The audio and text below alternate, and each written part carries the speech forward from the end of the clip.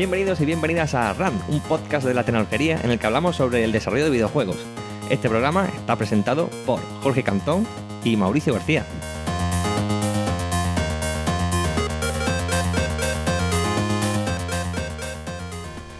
Muy buenas a todos, pues nada, aquí estamos de nuevo en un programa de RAN, estamos muy contentos de volver como siempre que podemos y tenemos una oportunidad. Desafortunadamente hace una horita o así, Mauri me llamó, me ha dicho que está metido en cama, que tiene la garganta fatal. Desde aquí le mandamos ánimos para que se recupere pronto y desafortunadamente no estará en el programa de hoy. Es una pena, es una lástima porque además hoy creo que Mauri podría aportar muchísimo, ya que ellos también están ahora en campaña, y es que la invitada de hoy es Rebecca Polo, Senior Brand Manager en Behavior Interactive. Y bueno, vamos a hablar de esa parte, ¿no? Que no se suele hablar tanto. Hablamos mucho de desarrollo, de animación, de diseño, pero hay la parte tan importante que es el marketing, ¿no? Porque tu producto puede ser muy bueno, pero ni siquiera tiene la oportunidad de que la gente lo conozca. Entonces esa es la parte en la que el marketing entra, y hoy día incluso en algunas plataformas como la mobile parece que es algo totalmente necesario, porque es que ni siquiera podrían llegar a que los usuarios supieran de tu juego, ¿no? Entonces vamos a ver un poco cómo se hace en las diferentes empresas en las que ella ha estado y cómo se puede hacer una campaña. También le preguntaremos para un poco más reducida para pequeños equipos, a ver qué tal nos respondes. Y con todo ello, pues un buen cóctel, ¿no?, para el programa de hoy. Así que sin más, vamos a empezar. Pues muy buenas a todos, y aquí estamos hoy con Rebecca Polo. Rebecca, ¿qué tal? ¿Cómo estás? Pues muy bien, aquí de domingo en Toronto y disfrutando de una mañana soleada. Sí, la verdad es que es una de esas entrevistas raras que hacemos, porque normalmente solemos grabar entre semana, pero bueno, con Rebecca, como ella está en Canadá, en Toronto, pues era un poco más complicado por temas de horarios, ¿no? Y aquí estamos en domingo. En un domingo, sí señor. Haciendo una entrevista que es algo especial, ¿no? Pero bueno, lo que intentamos siempre es traer contenido nuevo, traer contenido interesante al programa, así que bueno, había que hacer el esfuerzo, así que hoy lo hemos hecho, ¿no? A ver qué tal. Y bueno, como siempre, Rebecca, nosotros, no sé si conoces el programa, pero empezamos con algunas preguntas para romper el hielo, así que si te parece, vamos a hacer tradición de ello. Y arrancamos con ello. Hoy me tocan a mí todas las preguntas porque desafortunadamente, como he comentado, la cabecera, Mauri, pues no nos puede acompañar, así que un saludo desde aquí, como siempre. Y bueno, arrancamos ahora sí con nuestra primera pregunta, que suele ser la de ¿cuál es el último juego que te has pasado o al que le has dedicado una importante cantidad de horas? El último juego que me he pasado, que lo acabé la semana pasada, fue The Devil in Me, de Supermassive Games, parte de sus anthologies. Pero por otro lado, es un juego que no son muchas horas, así que si tuviera que responder a la pregunta del juego en el que he pasado más horas un buen mes, ese es Hogwarts Legacy. Ok. Vale, bueno, y entonces, ¿tú eres de juegos largos o eres de juegos cortos? Porque has comentado que el último ha sido cortito. ¿Qué te gusta más? Me gustan más los juegos largos. La verdad es que siempre tiende a gustarme mucho sumergirme mucho en un juego que sea una semana, 2 semanas, 3 semanas plus. Soy más el tipo de jugadora que se puede tirar meses en un juego hasta conseguir el platino. Recuerdo que ahora mismo me viene a la memoria que jugué Assassin's Creed Valhalla hasta que conseguí el platino, y creo que fueron 2 meses. Sí. 2 meses, cha. Y lo disfruté mucho, así que definitivamente me juegan más los juegos largos. Tenemos hoy a una gran jugadora, ¿no? De muchas horas, ¿no? De muchas horas y muy diligente, sí. Insistente, ¿no? Ok. Vale, bueno, pues avanzamos con otra pregunta que solemos hacer también, que es: si pudieras elegir haber participado en el desarrollo de un juego histórico o mítico, ¿cuál sería y por qué? Sería esta pregunta, porque me vienen muchos a la cabeza, pero creo que esto machea con mi juego número 1 de la vida, ¿no? Que al menos a mí me impactó muchísimo, que fue... Mi respuesta sería claramente Baldur's Gate 2. Es el juego de mi vida, es un juego, me acuerdo que era yo una teenager, ¿no? Estaba jugando a Baldur's Gate 2 de adolescente, y recuerdo acabarlo y empezarlo, hasta que hacía todas las storylines y y demás. Yo creo Voilà. que la razón es porque para mí Baldur's Gate 2 marcó un referente en los RPGs y creo que impactó la vida de muchos gamers hoy en día, que hoy nos reencontramos y decimos, pues es que el Baldur's Gate 2 creo que no fue la única. Y sí, esa sería mi respuesta sin duda alguna. Baldur's Gate, curioso. Sí. sí, no sé. Sí. Bueno, evidentemente es uno de los grandes juegos, ¿no? También de la historia, ¿no? Vale, bueno, pues ahora por arrancar un poco y ver un poco cómo tu historia, ¿no? La historia, cómo arranca todo, vamos a intentar empezar desde el principio y vamos a irnos hasta... Cuéntanos un poco de... Tú empezaste, si no hemos podido investigar bien, teniendo estudios de escritora. Sí. Y vamos a intentar eso, que nos cuentes un poco cómo desde ahí, ¿no? Llegaste al mundo de los videojuegos. Entonces, cuéntanos un poco de tus estudios, ¿no? Sí, bueno, el gran tema a explorar supongo es que no supe cómo entrar a videojuegos hasta mucho después de empezar mi carrera, ¿no? Entonces mis estudios, como tú muy bien has dicho, fueron de filología porque a mí me gustaban mucho los idiomas y escribir. Y me especialicé pues en todo lo que es narrativa, literatura, escritura, etcétera. Y bueno, filología inglesa fue mi título porque el inglés me gustaba mucho. Al final me ha sido muy útil porque he acabado en Canadá. Entonces, cuando pienso por qué filología inglesa, digo, bueno, al menos el inglés me ayudó mucho cuando se trató de emigrar y irse para afuera, ¿no? Pero sí, de ahí conseguí mi título de filóloga y mi primer trabajo fue de editora y de escritora en el mundo del periodismo. Claro, es curioso, ¿no? Porque es verdad que como escritora puedes terminar también con temas de narrativa, con temas de tal, pero bueno, ahora veremos un poco cómo desarrollaste un poco tu idea, porque aquí la pregunta es, ¿el mundo de los videojuegos es algo que te llamó la atención desde pequeña, que tú decías, ostras, algún día me gustaría trabajar en esa industria, o es algo que no, que al principio tú decías filología inglesa porque querías hacer otro tipo de cosas, ¿no? En plan de, pues me gustaría ser profesora o me gustaría trabajar en turismo.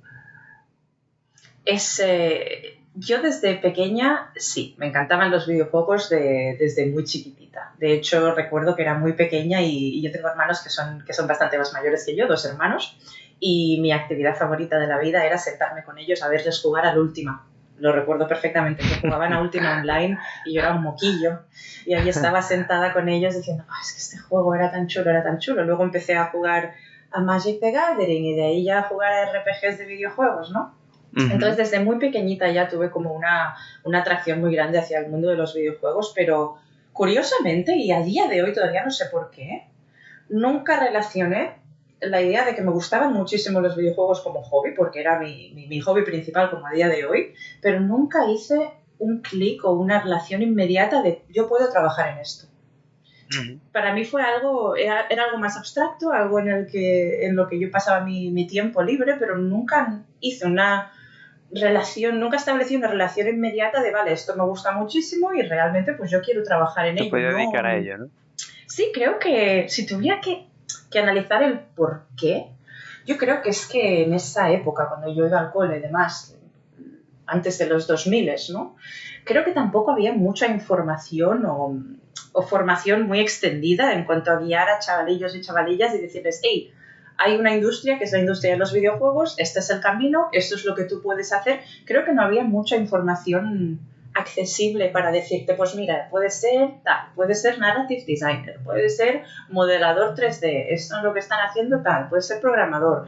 Luego ya, más tarde me di cuenta que había pues sí, másters de videojuegos, maneras de entrar al mundo de los videojuegos, pero seguía relacionándolo yo más con el mundo de la programación, de si tú quieres hacer videojuegos tienes que hacer ingeniería informática. Y yo no quería hacer ingeniería informática, entonces me llevó muchos años establecer un link para decir, hey, que puedo trabajar en esta industria y tengo skills. Claro, una de las cosas bonitas, ¿no? de la industria del videojuego es que es multidisciplinar y que normalmente une a un equipo de muy diversas características y muy diversas, y eso es lo que enriquece, ¿no? el producto final, porque estamos hablando de un producto audiovisual que tienes pues la gente de sonido, audio, música, que vienen de ese otro, ¿no? De esa otra parte, la gente de narrativa o de storytelling, que pueden venir para la parte de un buen lore o una buena historia para un videojuego, la parte de arte, y la gente de la parte artística, como hablamos, incluso la parte de negocio también, que es una parte que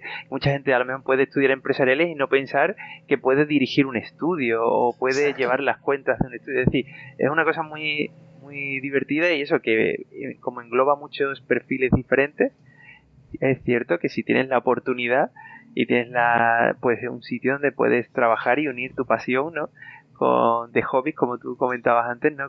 Entonces, mi pregunta es, cuando tú estudiaste en la Universidad Filología Inglesa, realmente, ¿qué es lo que querías profesionalmente hacer? Porque estaba claro que videojuegos no, porque no lo habías ligado, ¿no? Copywriter, lo que es escritora. Yo digo, vale, puedo quizás ser autónoma y escribir tal. Mi primer trabajo, porque la verdad es que en ese aspecto tuve mucha suerte de que nada más acabar la carrera ya conseguí un trabajo de escritora y dije, esto me encanta porque es lo que tenía yo en mente, ¿no? También tengo que decir que como era filología inglesa y al final pues desarrollas mucha soltura entre moverte entre el español, el catalán, el inglés, el no sé qué, empecé a hacer muchos trabajos de traductora también.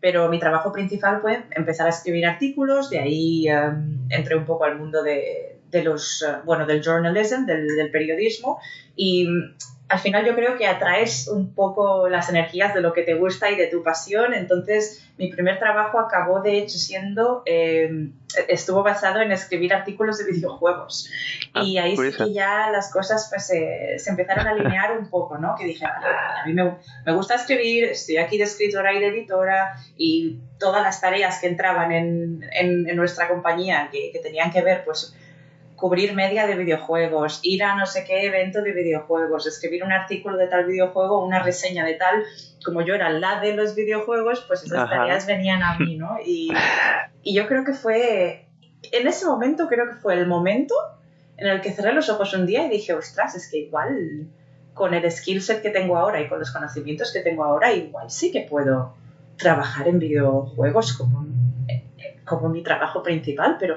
hasta ese momento no se me había ocurrido como posibilidad. Eso es, y estamos hablando de tu primer trabajo, que si no fallamos es en un periódico online o algo así que se llamaba What's New.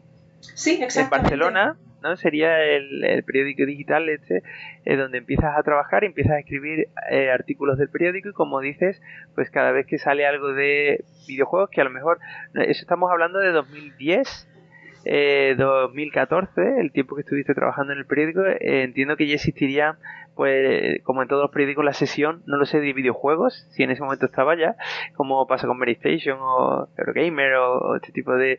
Entonces, como la parte donde se hablaba de videojuegos, tú te metiste ahí, ¿no?, como alguien que entraba nuevo y que sí conocía videojuegos y a mí le gustaba, y entonces posiblemente serías de las que podías hablar más fácilmente, te costaba menos trabajo escribir ese tipo de artículos. Exacto, así fue. Al final tú también tienes que hacerlo saber, ¿no? Es muy importante pues entrar en una empresa y estar trabajando con tus compañeros y tal, y cuando llegan ciertos tipos de tareas, si ves que en ese momento o en esa semana tienes que cubrir X, Z artículos y dos de ellos es hacer una reseña de tal videojuego móvil que acaba de salir porque es nuevo y es un launch, pues yo también lo decía, ¿no? Yo decía, a mí me gustan mucho los videojuegos, todo lo que entra de juegos y tal lo puedo hacer yo. Y claro, ya ahí acabó siendo la tendencia de, bueno, todo lo que llegue que tenga que ver con videojuegos móviles, videojuegos de PC, que sean noticias así más accesibles y más mainstream, pues para Rebeca, ¿no? Y así me posicioné un poco, porque claro, acabé, esto de videojuegos para Rebe. Tal artículo, venga, para Rebe, que hable ella, ¿no? Y así fue.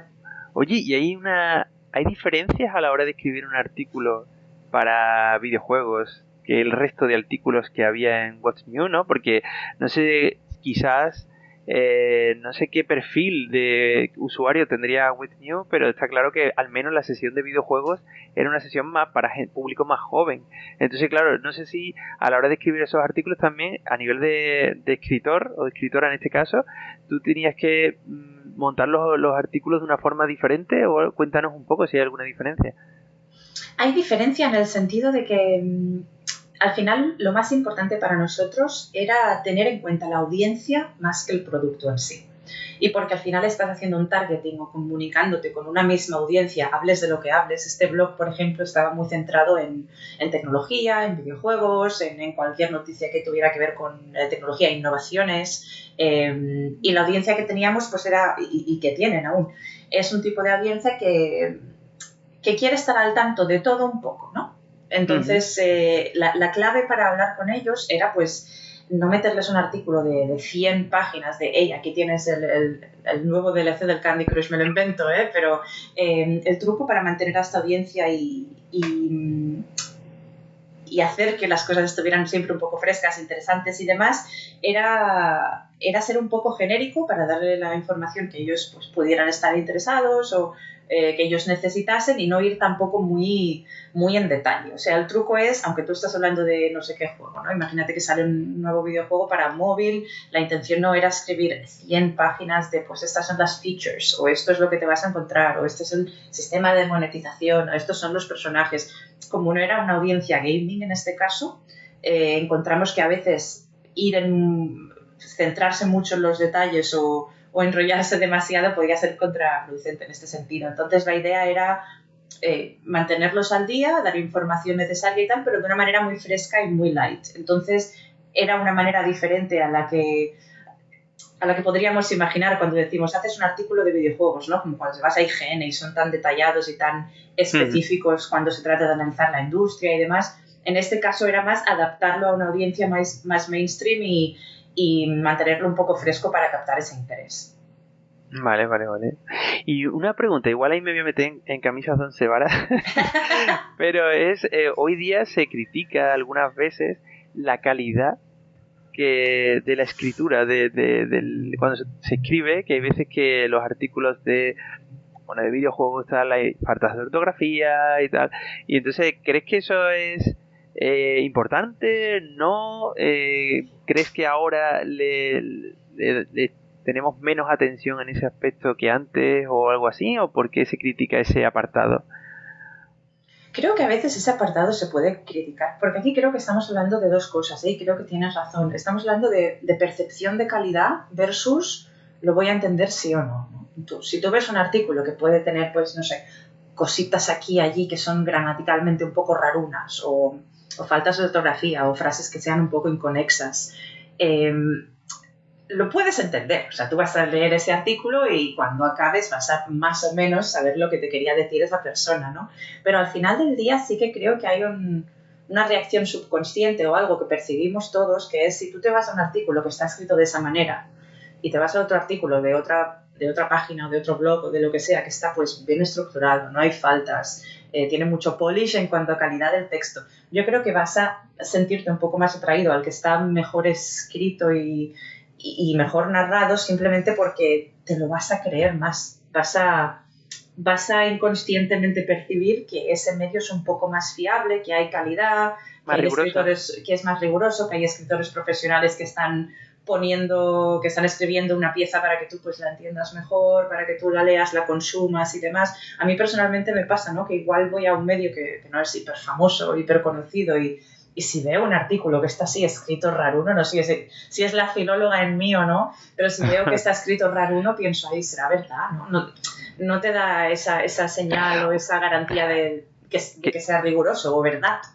Claro, que por otro lado digo que también está la opción de decir, oye, igual el artículo está muy bien, el contenido es muy bien, pero igual está mal expresado. Es decir, que también puede ocurrir que quizás hoy, como comentabas, como te pasó a ti, ¿no? Se intenta escribir artículos diariamente de muchísimas cosas, no hay tanto tiempo para revisar. Curiosamente es cierto que hoy existen herramientas ya que te corrigen la ortografía automáticamente, sí, pero que no hay tanto tiempo, incluyen a personas más jóvenes, a más juniors, porque tengan más afín al mundo del videojuego o algo así, y eso puede producir, como digo, una mala escritura, pero a lo mejor el contenido es muy bueno, es decir, que a lo mejor lo que se dice en el artículo expresa muy bien y describe muy bien el juego y cuáles son las mecánicas y cuáles son las cosas que le interesan al lector, sí, pero es verdad que puedes tener eso, de que esa pequeña cosa, supongo que es como cuando dicen, no solo tienes que ser bueno, también tienes que parecerlo. Exacto. Entonces hay que intentar tener un regalo y además ponerle el lacito, ¿no? Porque no es solo el regalo, la bolsa, la caja, no es lo mismo entregarte la caja de Amazon directamente, ¿no? Exacto. Es que haberla envuelto y haberle puesto el lacito, ¿no? La cerecita en el pastel. Yo creo también que es un tema de competencia. Hoy en día, Internet, la cantidad de información que hay ahí es inmensa, es masiva, ¿no? Entonces, yo creo que de cara especialmente a escribir contenido online, sí que opino que mantener un cierto estándar de calidad y un polish y un lacito, como has dicho tú, creo que es importante, porque al final de miles y miles y miles y miles y millones, billones de artículos que vamos a encontrar en Internet sobre el mismo tema, creo que al final sí que hay que estar, pues, un poco on top de los competidores en ese sentido, ¿no? Para asegurarse de que el polish está ahí, para mostrar que le estás poniendo amor al tema, ¿no? Al final. Ok, y ahora una última pregunta en este ámbito, que es hablar sobre el tema el problema quizás hoy que tenemos también mucho, es el tema del clickbait, que es el hecho de que parece que hoy día todos los títulos y todas las noticias de videojuegos, de cualquier otra temática, pero en videojuegos también ocurre, todo parece clickbait, todo parece que está diseñado solo para que vayas a entrar allí, aunque luego el artículo no diga absolutamente nada, o simplemente estaba insinuando que un juego iba a tener un retraso que al final no está confirmado, o se está insinuando que ya se conoce más información de un juego o de un nuevo dispositivo, que en el artículo que dice es que no dice absolutamente nada, entonces solo está diseñado para que entres, ¿no? Y tengas una visita. ¿Qué opinas de este tipo de, no sé llamarlo periodismo? Yo al final opino que si tienes que estar escribiendo, y claro, tú escribes un header para tu artículo, ¿no? Y obviamente tienes que tener en cuenta, pues, keywords, tienes que hacer tus deberes de SEO, tienes que asegurarte de que va a ser encontrable y de que la visibilidad está ahí, pero al final tú lo que quieres es que la gente haga clic en ese titular y tú lo que quieres es que la gente aprenda y pueda leer más sobre lo que tú les has vendido. Entonces, títulos así flashy, bien, pero siempre que el artículo responda a lo que tú has escrito como atractor, ¿no? Entonces, en cuanto a clickbait, de poner pues una noticia que escribes un título, ¿no? Y tal título, y luego entras en el artículo y el artículo no te dice nada de lo que tú esperabas o nada de lo que te han prometido, yo creo que eso es un poco decepcionar al lector también, ¿no? Porque aquí hay un tema de retención. Si tú eres un medio online y siempre vas a estar escribiendo títulos que son súper flashy, súper interesantes, pero la gente hace clic y luego no se encuentra nada de lo que espera o de lo que quiere aprender en el artículo, lo que puede pasar, y pasa mucho, es que no te van a volver a clicar en tus titulares porque saben que seguramente el contenido que estés escribiendo no les vaya a interesar, o van a saber que no se van a encontrar ahí lo que quieren. Entonces yo creo que pensando en la fidelidad y la retención que hace falta cuando se trata de que la gente vuelva a tu medio y te crea y te lea, creo que es importante escribir titulares y escribir piezas que sean fieles a la información que estás presentando, ¿no? Sí, la verdad es que eso sería lo ideal. La pena es que hoy día tenemos muchos, ¿no? Muchos, demasiados. Demasiado. Vale, bueno, pues después de 5 años casi en What's New en Barcelona, decides marcharte e irte a trabajar a Alemania, a Frankfurt. ¿Cómo te surge esta oportunidad, no? Pues al final yo tenía muchísimas ganas, y esto es algo que yo deseaba desde que era muy, muy, muy jovencita. Yo quería salir de España, viajar, ver otros países y vivir en otros países, ¿no? Y me surgió la oportunidad de ir a Alemania. Yo tenía muchísimas ganas también de aprender alemán, es un idioma que me gusta mucho.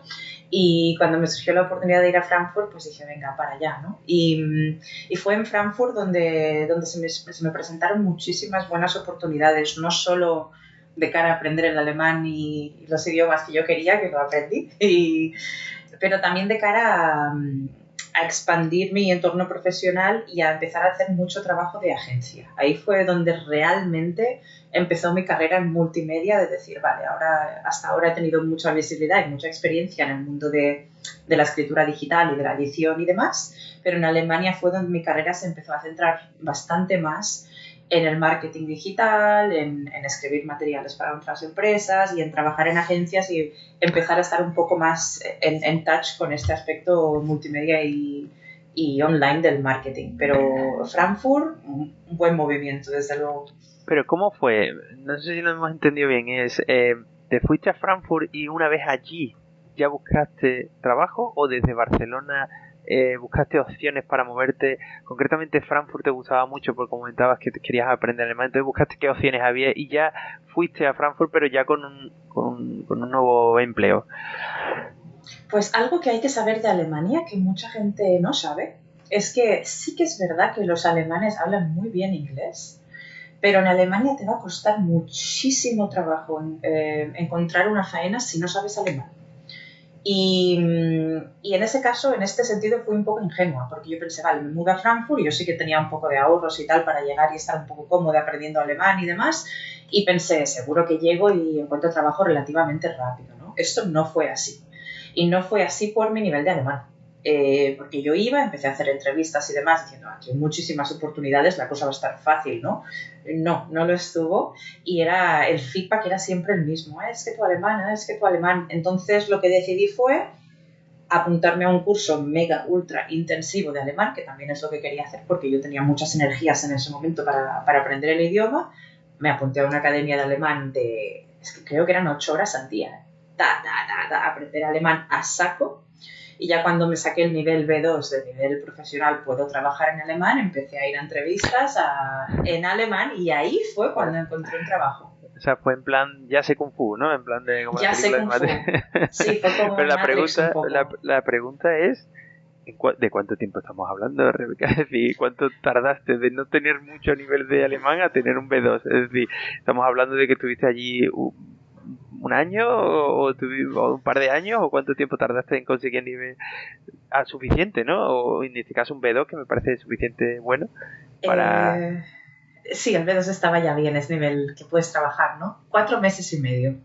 4 meses, qué barbaridad. Sí, fue rápido. Es algo que entonces a ti se te dan muy bien los idiomas, por lo que veo, porque, o no sé si tú dices, ¿no? En 4 meses y medio tú te pones en algo intensivo y en 4 meses yo creo que consigues un nivel así. Creo que los idiomas son algo que me resulta fácil en general. Sí que es verdad que hablo 6 idiomas y tengo bastante soltura en todos ellos, ¿no? Entonces el alemán, que fue el cuarto que aprendí, creo, o el quinto, me entró fácil. Es un idioma muy lógico, yo ya tenía muy buen nivel de inglés y al final es una lengua germana, ¿no? Hay ciertos links ahí. También iba yo con muchas ganas y durante meses y meses y meses, 4 meses y medio, fue realmente la única cosa que hice. Entonces fue tener mucho drive también, es ir a clase 8 horas al día, hacer el intensivo, luego hacer los deberes, luego te vas al supermercado y a vivir en la ciudad y es en alemán, o sea, es una inmersión completa 24 horas al día. Entonces no es como... Es un tipo de aprender idiomas muy diferente a irte un poco al Duolingo y hacer un ejercicio para aprender francés. No, estás en una ciudad estudiando 8 horas al día y hablando alemán 24/7 y lo vas a aprender sí o sí, porque es inmersión pura. Yo tengo un amigo que dice que cuando empiezas a soñar en ese idioma es cuando realmente empiezas a dominar ese idioma. Sí, es verdad. Pasó. Hubo un momento que empecé a soñar en alemán y dije, vale, ya está, ya sé Kung Fu, ¿no? Como has dicho tú. Entonces, cuando ya me dieron el título, dije, ahora ya sí que puedo empezar a tirar currículums en los sitios que me interesan y allí me planté en las entrevistas con mi señor alemán y ya ahí me contrataron. O sea que eso, fuiste allí a la aventura y al final entiendo que te tuviste que pagarte eso, que es algo, entiendo, bastante caro y sobre todo allí en Frankfurt, una academia intensiva. Si es cara en otras partes, no como en España, pues supongo allí todavía más. Pero bueno, que en 4 o 5 meses ya empezaste a poder ir a oportunidades, a tal. Y allí, en Frankfurt, como dices, empiezas a trabajar en la agencia GPM. Sí. Y luego en Leo Burnett. Sí. Vale, entonces cuéntanos cómo fue tu experiencia en esas agencias que, como comentas, son ya más agencias, más que un periódico digital, es más una agencia, ¿no? ¿Cuál era la diferencia de lo que tenías que hacer, no?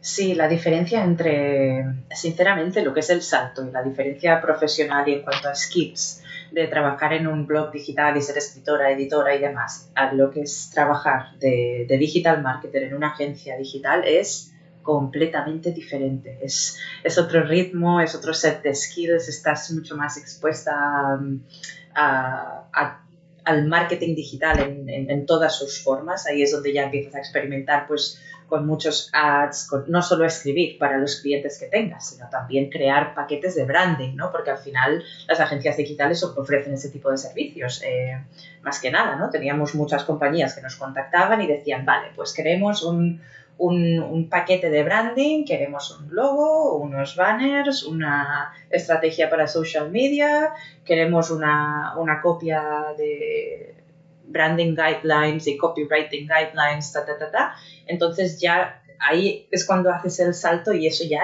no es solo escribir, eso empiezas a coger experiencia, a tener más visibilidad en lo que es pues crear brands, crear productos, trabajar con muchos diseñadores gráficos que te van a hacer los logos, los banners, los templates, etcétera, etcétera. El ritmo es mucho más rápido y las tareas en general son mucho más expansivas, mucho más ambiciosas, pero lo que me gustaba mucho de esto también es que ahí es donde el trabajo empieza a ser realmente creativo. Ahí es donde realmente puedes sentarte con un equipo más multidisciplinario. Puede ser editores de vídeo, diseñadores gráficos, motion graphic designers, y ahí ya es cuando te sientas con un equipo más grande y mucho más diverso a decir, venga, pues vamos a crear un producto y a crear una estética para ese producto, relacionarlo con unos valores y enviar el paquete a la compañía, ¿no? Entonces esto me gustó muchísimo porque era un trabajo muy, muy creativo, mucho de hacer deberes y era muy rewarding y muy satisfactorio en el sentido de que cuando ya tienes el producto hecho y todo hecho y todo el paquete y ya está acabado y todo aprobado, lo miras y dices, ostras, es que es muy bonito, ¿no? Lo que hemos creado. Entonces esa parte, especialmente la parte creativa, me gustó mucho de mi trabajo en agencias, pero sí, muy diferente a simplemente estar en el mundo de escribir. Es como un universo aparte, la verdad. Y para todo eso, ¿no? Que tú llegabas de haber estado trabajando en un periódico digital, ¿tuviste una formación? ¿Tuviste en estas propias empresas, agencias, GPM, Leo, te dan algún tipo de formación o es algo que de forma autodidacta tú fuiste adquiriendo? Completamente autodidacta. Durante mi trabajo en What's New en Barcelona, durante mi trabajo de escritora y editora y demás, yo estuve durante muchos años yendo a Coursera o haciendo cursos online y pagando por certificados online para aprender pues publicidad, media buy, adquisición de usuarios, estrategias de adquisición de usuarios. Hice cursos de game design también para empezar a tener más formación en lo que es el mundo de los videojuegos, porque desde ese momento yo ya decidí algún día quiero ir a una empresa de videojuegos y no quedarme siempre en agencias, ¿no? Entonces fueron muchos años de formarme mucho y aprender mucho sobre marketing digital de forma autodidacta. Quizá me saqué, pues yo qué sé, 10, 11 certificaciones online de universidad de no sé qué, universidad de no sé tal, y era cursos, pues sí, de diseño gráfico, de branding, de cómo linkear tus escritos con una marca profesional,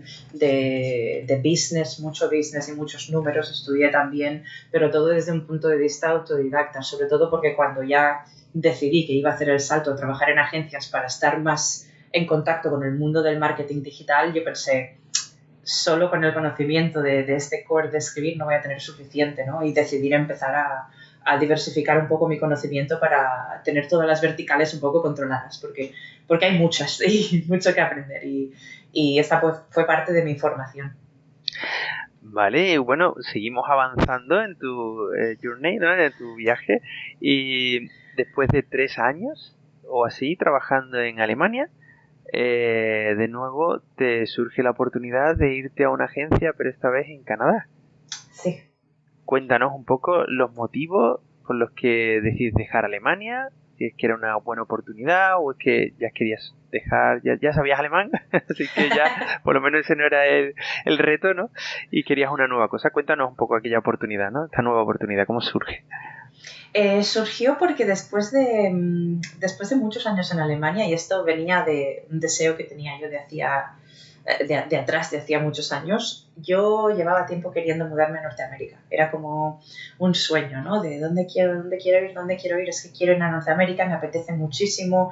Yo ya sabía que era un sitio donde geográficamente yo iba a estar más cómoda por el inglés, porque al final el inglés es un idioma muy nativo para mí, pero el alemán pues obviamente tenía mi nivel, ¿no? Tenía el B2 y trabajaba en alemán, pero no deja de ser un idioma que cuesta un poco y en el que yo no estaba 100% cómoda. Entonces tenía este ribu-ribu de decir, es que tengo muchas ganas de irme a Norteamérica y cuando pensaba en Norteamérica me sentía muy atraída hacia Canadá porque me gusta mucho la naturaleza, me gusta mucho los países verdes y Canadá tenía buena pinta, ¿no? Entonces cuando me surgió la oportunidad de venir a Toronto porque había agencias aquí que me ofrecían trabajo, que hay muchísimas oportunidades en el mundo del gaming, etcétera, etcétera, decidí que quería mudarme a Canadá precisamente ya para tomar una decisión radical de intentar buscar trabajo en una empresa de videojuegos aquí, porque en Alemania lo intenté y no hubo suerte. Muy difícil, lo encontré muy difícil. En general este tema es algo que es súper interesante de explorar, porque durante todos los años en los que yo había estado trabajando en agencias, yo nunca paré de intentar entrar en empresas de videojuegos y siempre era no porque no tienes experiencia, no porque no tienes experiencia, no porque no tienes experiencia, y era, ¿cómo voy a tener experiencia si no me dais la oportunidad, no? Y fue en Toronto donde realmente empecé a hacer un poco de research y a leer y a informarme, y aquí había, bueno, acabé llegando a la conclusión de que aquí la industria del videojuego era muy booming, ¿no? Y que había muchísimas más oportunidades de entrar aunque no tuvieras experiencia, y por eso me vine para aquí. O sea que estuviste en Alemania, estuviste intentando, estamos hablando de 2014-2016, sería más 2016, entiendo, que sería tu última etapa en Alemania. Estuviste intentando la posibilidad de moverte a una agencia allí o a una empresa de videojuegos allí en Alemania, y no hubo la fácil oportunidad, pero sin embargo viste que Canadá sí era más fácil y decidiste entonces, o sea que recomendamos aquí que si alguien está buscando agencias de videojuegos o más empresas, entiendo Empresas, también sí. de videojuegos, un tejido industrial mejor, pues siempre parece que Estados Unidos tiene un gran tejido en ese aspecto. Y fíjate, aquí curiosamente otros invitados que hemos tenido también nos han contado de que lo bueno que tiene Canadá, ¿no? Bien, para que lo sepan los oyentes, el hecho de que, por ejemplo, algunas de las cosas que pueden ser negativas o que a alguna gente le puede parecer no adecuado de Estados Unidos, el hecho de no tener sanidad pública. Y sin embargo en Canadá, bueno, pues sí existe algo similar, ¿no? Sí. Entonces, bueno, esa también es una ventaja, ¿no? El poder estar en Canadá y trabajar además para una empresa americana, que sí está permitido, cuando en Europa no está permitido trabajar para una empresa de allí.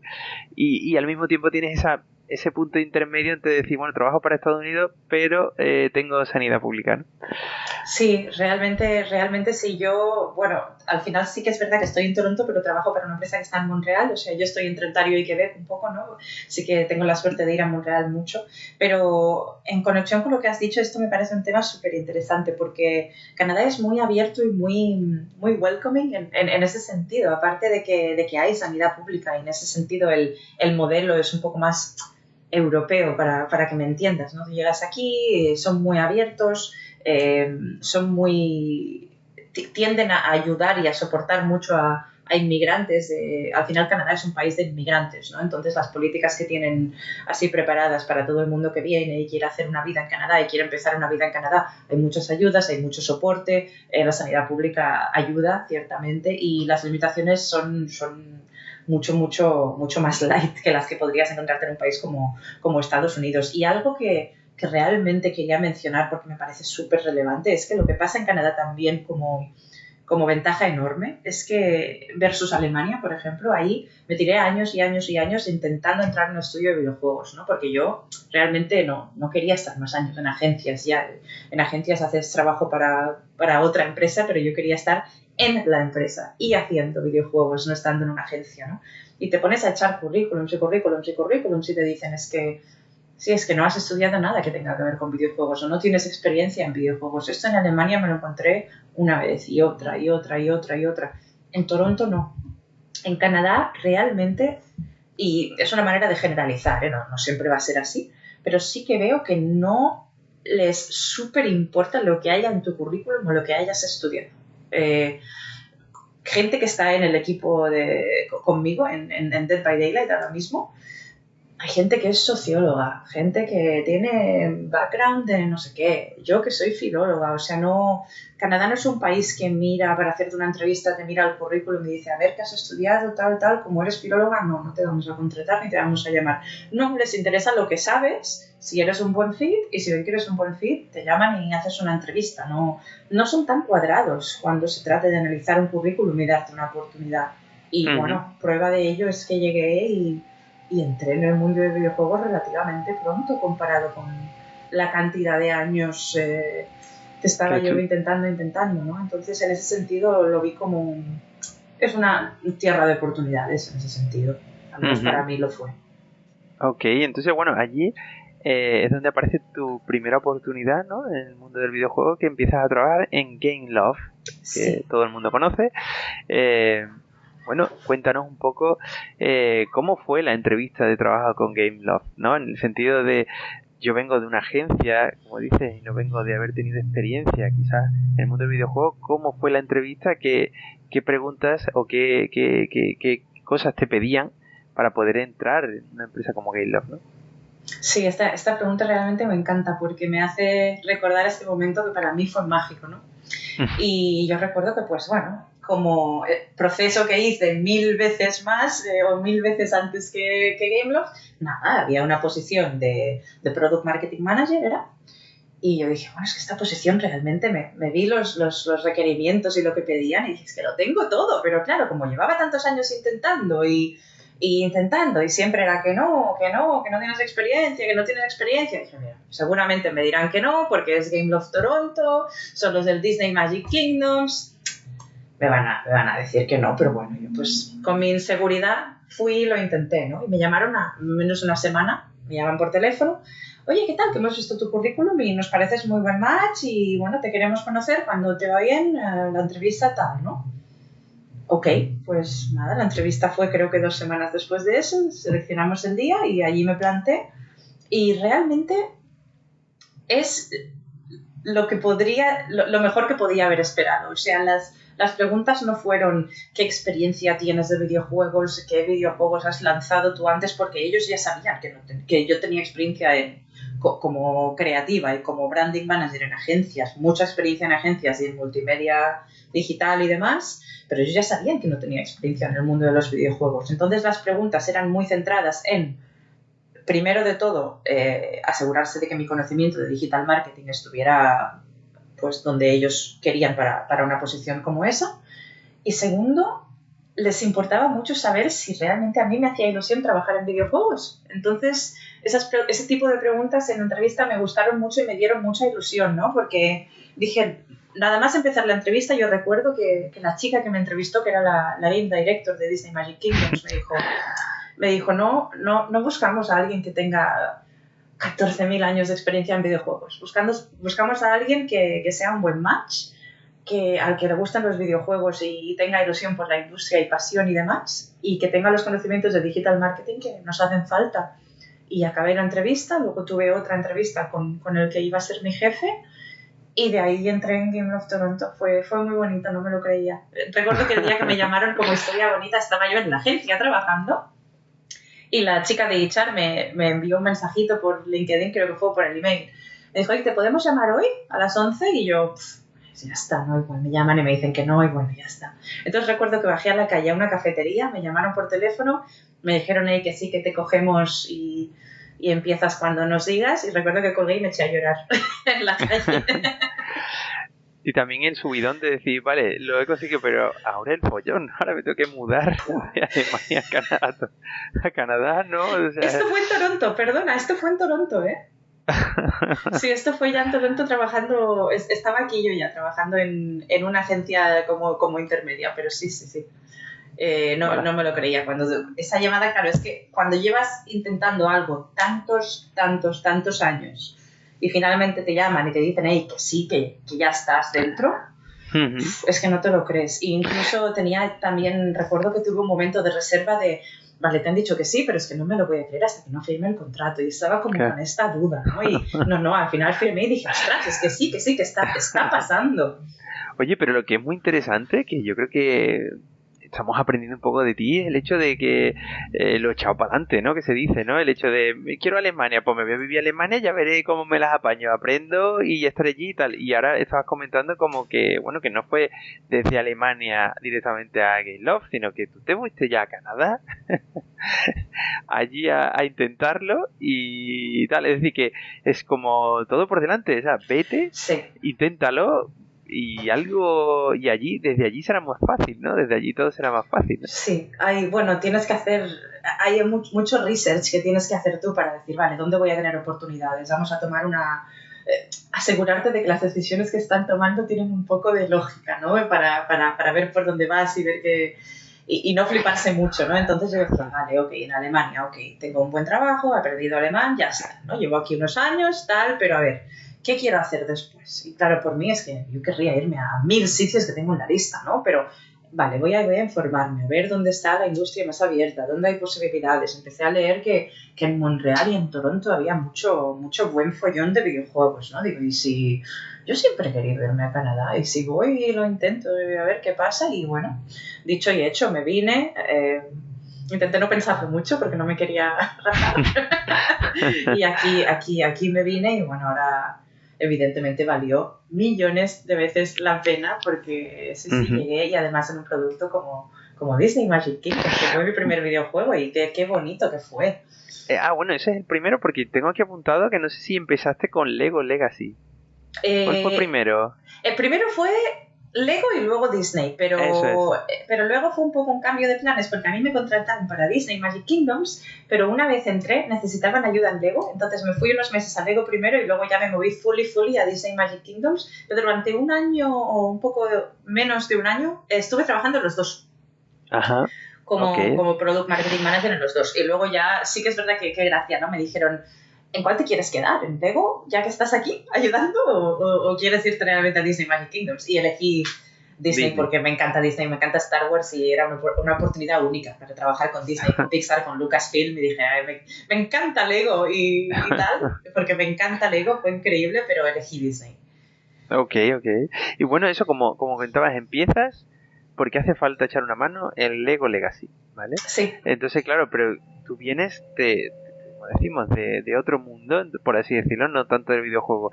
Entraste, ¿era muy diferente lo que tenías que hacer en Game Love de lo que estabas haciendo en otras agencias? Era diferente, pero para mí fue tan orgánico. Y había gente que me lo decía, en plan, ¿y tú has acabado de empezar en el mundo de los videojuegos? Si lo controlas, ¿no? Si controlas 1000. Y claro, al final sí que es verdad que es sí, pero no. Es muy diferente, sí, pero no. Lo que es el skill set y el conocimiento que tú estás poniendo en la mesa, hay muchísimas cosas en común, porque al final se trata de hacer, pues, de colaborar con muchas partes externas, de firmar partnerships para poder promocionar X, Y, Z, de crear logos, trabajar con muchos motion graphics que te van a hacer vídeos, hacer trailers de CGI, hacer logos con graphic designers. Siempre van a estar las mismas tareas que sí que tienes que echar para adelante. En este caso, el aspecto que era diferente es que para poder realmente crear un producto de gaming al que la gente responda y que resuene con las audiencias y demás, tienes que saber de lo que estás hablando en videojuegos y tienes que saber quiénes son los competidores, cómo hablar con las audiencias, cómo comunicar ciertas cosas sobre features. Ahí es donde entró un poco en el juego mi conocimiento un poco natural de videojuegos, porque yo había estado jugando a 1000 videojuegos, me conocía a todos los competidores, sabía lo que estaban haciendo los otros juegos con sus trailers y sus logos y sus cosas, entonces fue muy orgánico para mí, porque fue como... Es difícil de explicar, pero es un momento muy mágico en el que tú te sientas y ya puedes casar tu pasión por videojuegos y todo lo que sabes de videojuegos con tu experiencia profesional, y cuando lo pones todo juntito y puedes juntarlo todo y decir, vale, pues ahora, ¡pum! Es de los momentos más satisfactorios que he vivido en mi vida, la verdad. Pero no sé si, de todas formas, aunque como tú dices, era algo que ya era tu hobby, de alguna forma empiezas a mirar a lo mejor el mundo del videojuego de otra forma, en el sentido de, vale, voy a analizar ahora, que a lo mejor antes veía los trailers los CGI, como comentabas, ¿no? De un videojuego, pero ahora lo voy a mirar desde un ojo de quiero aprender cómo han hecho ellos esta campaña o cómo han hecho de tal, porque yo antes lo miraba como espectador, como hostia, qué chulo, qué gráficos más guays o qué historias más chulas tiene, pero a lo mejor en ese momento empiezas a analizarlo. 100%. Eso cambia. Eso cambia y no como jugadora, sí que es verdad que a veces sí que tengo la capacidad de desconectar cuando ya cierro el trabajo, me voy al sofá a jugar a mis cosas, al Guardians of the Galaxy que estoy jugando ahora, ¿no? Desconecto.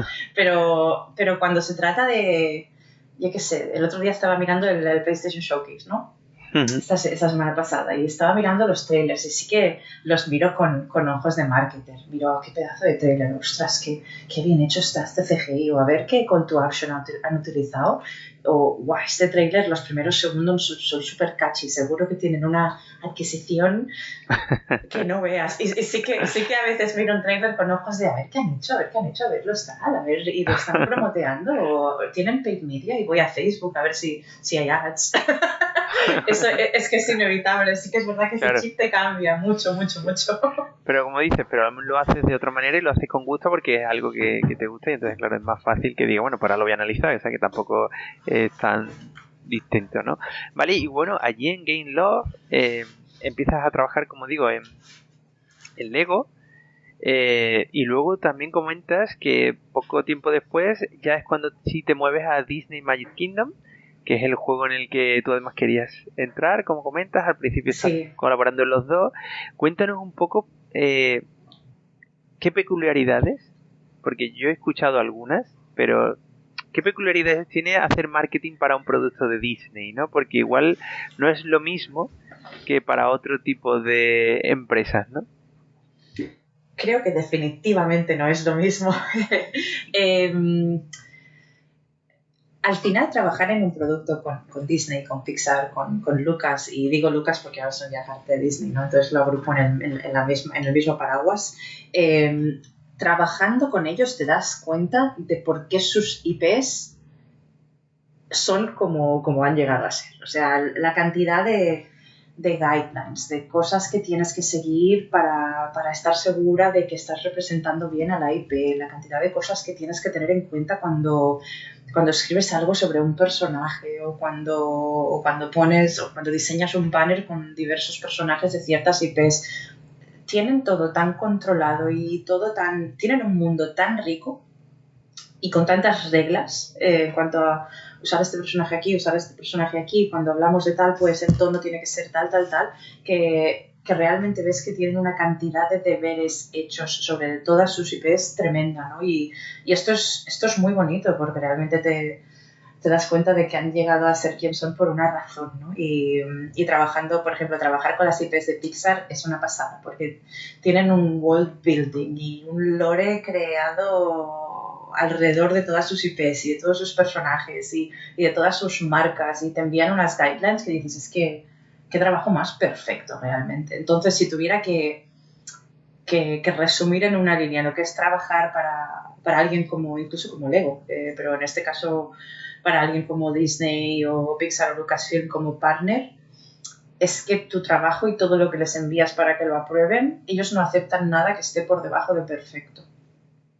Entonces te acostumbras a que todo lo que envíes tiene que ser una calidad suprema, porque es Disney. Y si tú estás creando materiales para Disney o para Star Wars, a la que no es polished, perfecto, precioso, tal, se lo envías y te van a decir, no, cambia tal, esto lo tenemos que mejorar.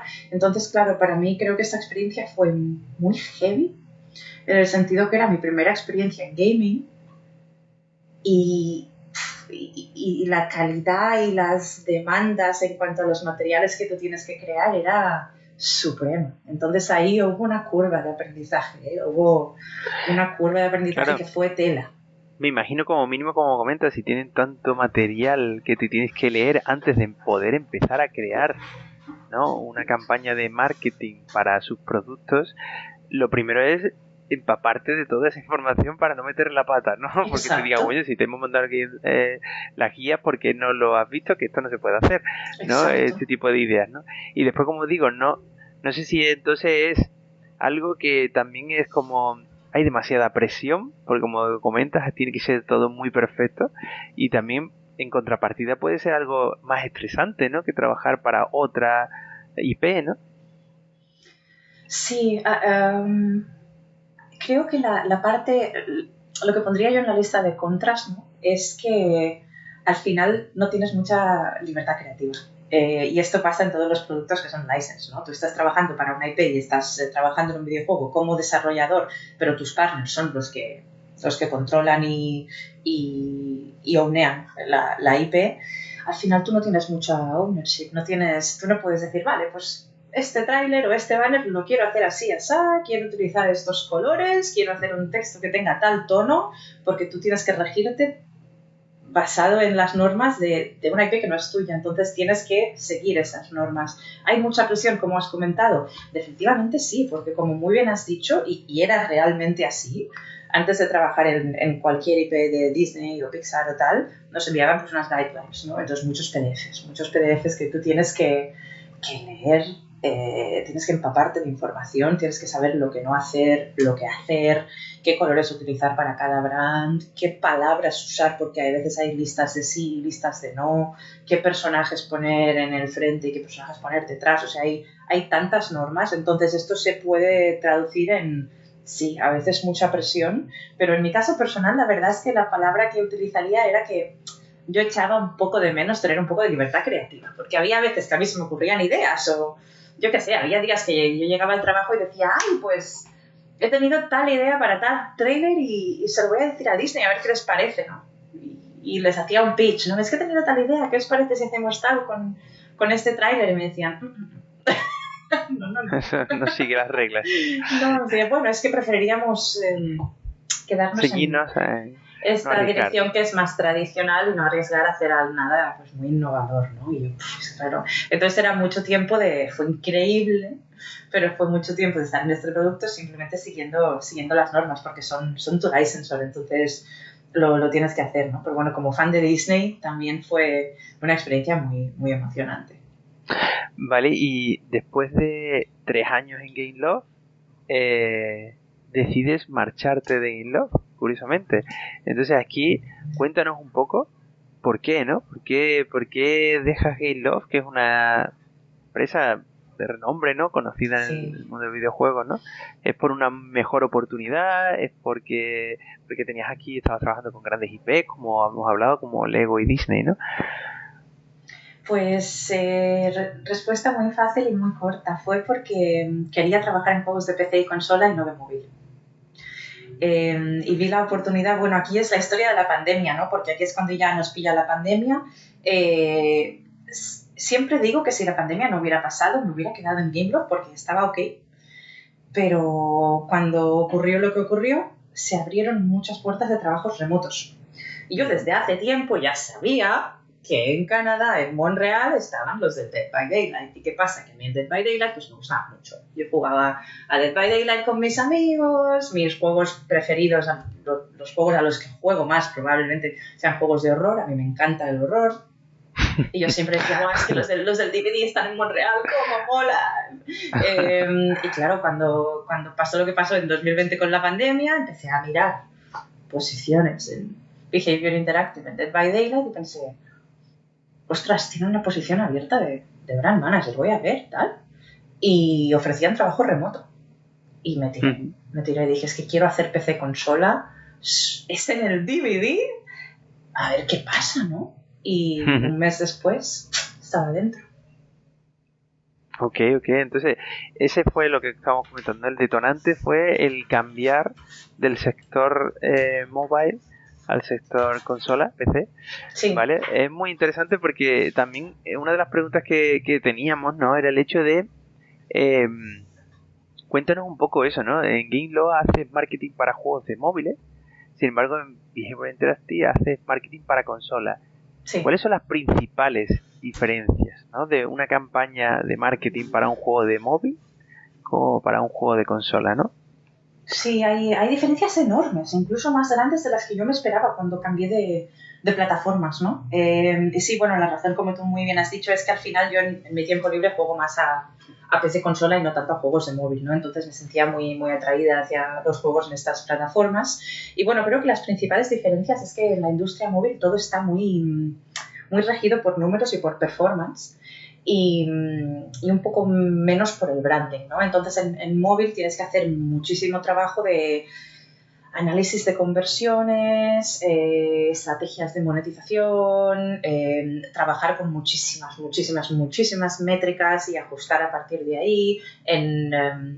Cuando haces marketing de juegos de móvil, parte de las campañas a las que tú haces push en Facebook o Twitter o estas plataformas, pues se basan mucho en traquear la conversión, en traquear la performance, ver si van desde el móvil o ver si van desde otros sources. El marketing en PC consola es mucho más orgánico, en el sentido de que las campañas pues pueden ser más campañas que pues out of home, campañas que no están tan regidas por clics, sino más por hacer publicidad de pedazo de trailers de CGI y ver cómo responde la gente en cuanto a hype, ¿no?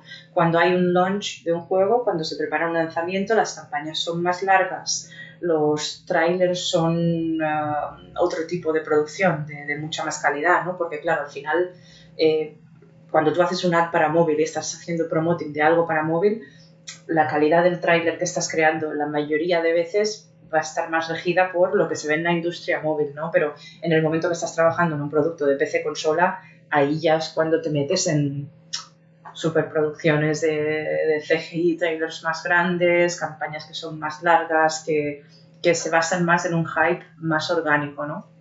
Uh-huh. Entonces, en ese sentido, es otro tipo de escala. Lo definiría como otro tipo de escala. Sí, sí. Pero fíjate, curiosamente aquí, te diría también por toda la experiencia de invitados que hemos tenido, tal como comentan que en el mundo móvil, ¿no? Quizás hoy día hace falta mucha inversión en marketing, sí, para poder posicionarte en los stores, ¿no? Y poder siquiera que tengas visibilidad para que alguien pueda descargarte tu aplicación. En el sector más del PC consola, quizás más si tiramos a PC con Steam y este tipo de plataformas, es más fácil que pequeños equipos y grandes inversiones puedan llegar a tener visibilidad y si su juego es bueno puedan llegar orgánicamente a funcionar sin tanta inversión. Entonces, curiosamente, hablas, ¿no? Como de que el consola PC estamos hablando de un nivel de una inversión mucho más grande, pero curiosamente también es cierto que hay veces como que parece que en móvil es que sin la inversión es imposible y en PC sí es o sí sería posible. ¿Qué opinas de esto? Creo que es cierto también, porque cuando yo decía otra escala y otra inversión, claro, yo estaba pensando en el budget en el budget AAA que tienes pues para crear trailers, para crear tus CGIs y tus cosas, ¿no? Pero lo que has dicho es totalmente cierto en el sentido de que ahora mismo la industria móvil es extremadamente competitiva y es exactamente por lo que has mencionado. Si tú tienes un producto que tiende a ser, si estamos hablando de free to play, ¿no? Que tiende a ser free en una App Store, ¿no? Pongamos en la iOS App Store. Tienes que gastar realmente tanto esfuerzo y tanto budget en ads, en asegurarte de que la gente encuentre tu juego. Y no solo eso, que lo que pasa en la industria móvil es que como hay tanta gente compitiendo para que la gente se instale los juegos que son gratis, al final lo que pasa también es que hay una segunda ronda de competición, porque no es solo atraer a la gente a que se descargue el juego, es que se descargue el juego y que se quede. Porque lo que pasa en la industria móvil es que la paciencia y la stickiness del usuario es extremadamente baja, ¿no? Es un camino de usuario en el que tú vas a la App Store, te instalas el juego, y como es gratis y es un install rápido, si no te gusta, pues igual al cabo de 2 o 3 horas lo desinstalas y te vas a otra cosa. Entonces el esfuerzo y la performance y el análisis que hay que aplicar para que la gente, número 1, encuentre tu juego, número 2, se lo quiera descargar, número 3, se lo descargue y se quede, porque la retención inicial es clave, es inmenso el cuidado que tienes que tener y los esfuerzos que tienes que poner en eso, ¿no? En cambio, lo que es el user journey de alguien que se compra un juego de PC consola, es que realmente es totalmente diferente, porque si estamos hablando de un producto premium o digamos que hablamos de un single player que vale, pues, no sé, 30 euros, 35 euros, ¿no? Tú lo que tienes que hacer es orgánicamente hacer que a la gente le haga ilusión el producto y crear un hype, porque en el momento que la purchase está hecha, en el momento que la compra está hecha, ya está, la persona va a jugar, claro. Es una inversión, ¿no? Pero en móvil, la psicología de jugar a juegos móvil, como tú has dicho, es completamente diferente. Pero comparémoslo con un proyecto de PC que sea un servicio también, quizás como el móvil, ¿no? Por ejemplo, un Fortnite o alguna cosa así, en el sentido de que es gratuito también descargártelo, pero al mismo tiempo también tienes que luchar porque quiera venir y hay continuas campañas, porque están este tipo de cosas, ¿no? Pero es curioso cómo en PC parece que hay más posibilidades de que una aplicación nueva sea visible que en las plataformas móviles. En las plataformas móviles parece que los stores son los que están invirtiendo grandes cantidades de dinero, son los que salen los 10 primeros, los 20 primeros, y que tú salgas a partir de la página 100, o mejor dicho, del número 100 del store, ya no te sirve, porque directamente no vas a tener visibilidad para que alguien te vea. Sin embargo, en PC eso no ocurre, o parece que es mucho más fácil que no tengas ese problema. Por eso comentaba que parece que para equipos pequeños, equipos que están empezando, equipos indies, dicen como que funciona mejor para ellos el PC, sigue funcionando mejor esto que plataformas como el móvil, que se han vuelto casi inaccesibles sin invertir grandes cantidades de marketing, ¿no? Totalmente. Creo que esto está ligado a lo que hablábamos del el mundo móvil ahora mismo de videojuegos. Es extremadamente competitivo. Hay tanta gente haciendo juegos de móvil y como bien has dicho, aunque a veces, y esto me ha pasado a mí, aunque consigas un placement de featuring en la iOS Store, igual te ponen en una colección, estás en el número 6 y aún así es dificilísimo que la gente te vea y se descargue tu producto, ¿no? Pues si tienes tu producto en Steam como indie, pues hay más posibilidades de que la gente...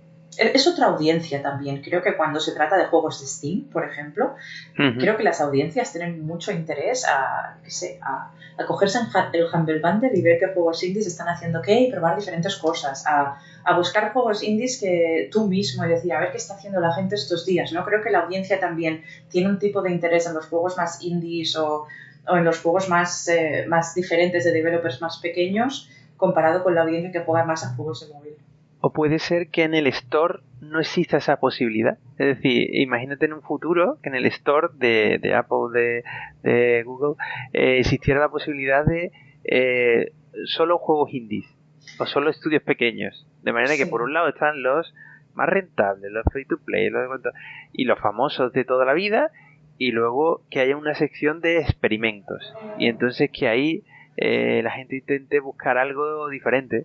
Porque quizás una de las cosas que pasa de cierto hoy día es que muchos juegos de móvil están inundados, los stores están inundados de los Max 3 y de todo este tipo de juegos que, a ver, hay gusto para todo, entiendo que son entretenimiento, son como sudokus y tal, pero por ejemplo, particularmente en mi caso me encantan lo que son las historias. O sea, me gusta más la idea de pagar por algo premium y tener una buena historia, tener un buen juego tal, que tener que estar jugando a algo mientras tengo publicidad porque y que yo esté, no sé, que me estén comprando con un servicio, que me están dando actualizaciones o tal.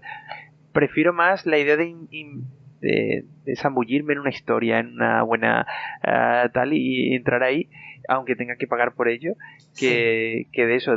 Y muchas veces a mí particularmente, por ejemplo, me da mucha pereza jugar a juegos de móviles, porque normalmente lo que consigues es algo que además tú ves, ¿no? Que hablamos antes de los clickbait, ¿no? Pues algo así que está llegando también, yo creo, o hace ya tiempo que está en móvil, las que tienes logos y presentaciones que no se corresponden con el juego que hay detrás, ¿no?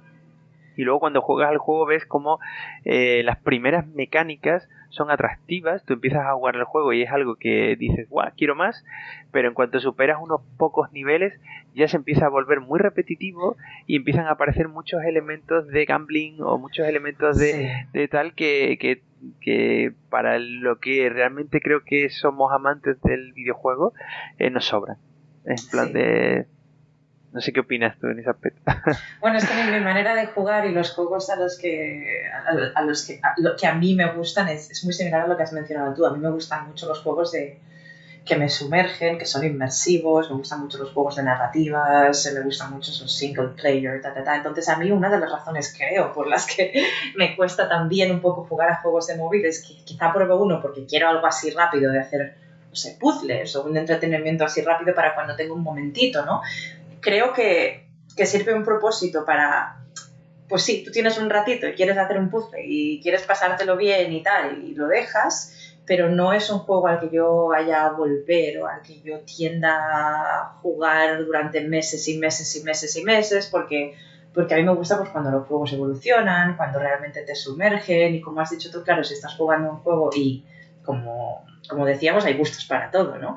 Pero claro, volver al mismo juego y hacer el mismo puzzle y luego que si un pop-up, que si otro pop-up, que si ahora compra un paquete de no sé qué, tiendo a hacer un poco de churning cuando eso pasa, porque ya es que me voy a la consola, ¿no? Entonces creo que por eso no acabo de hacer yo clic con las mecánicas de juegos móviles al final, no solo porque algunos tienden a ser repetitivos, sino porque la retención inicial nunca paso de ahí, ¿no?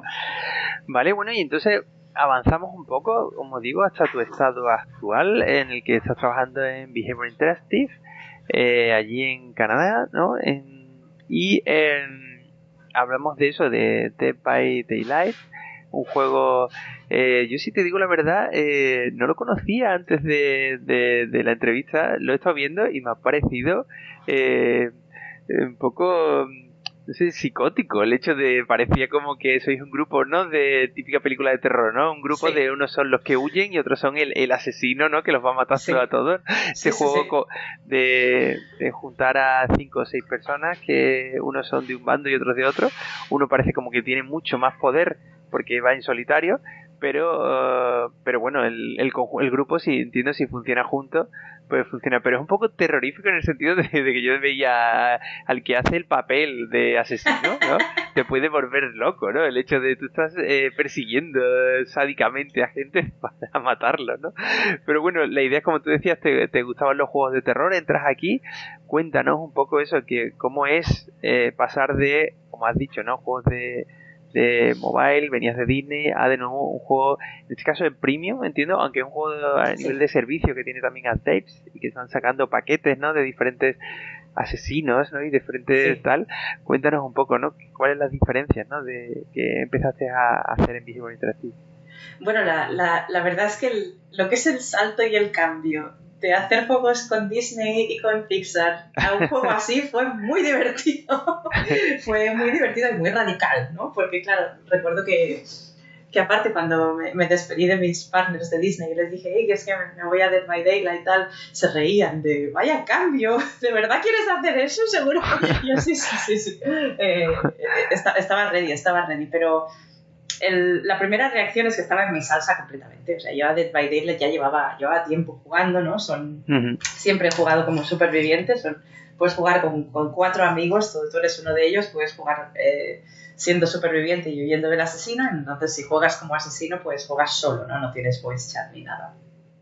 Y es un pilla-pilla muy terrorífico, ¿no? El asesino no es matable, no se puede matar, y simplemente como superviviente tú lo que tienes que hacer es huir, no tienes otro chance, tienes que reparar generadores y huir.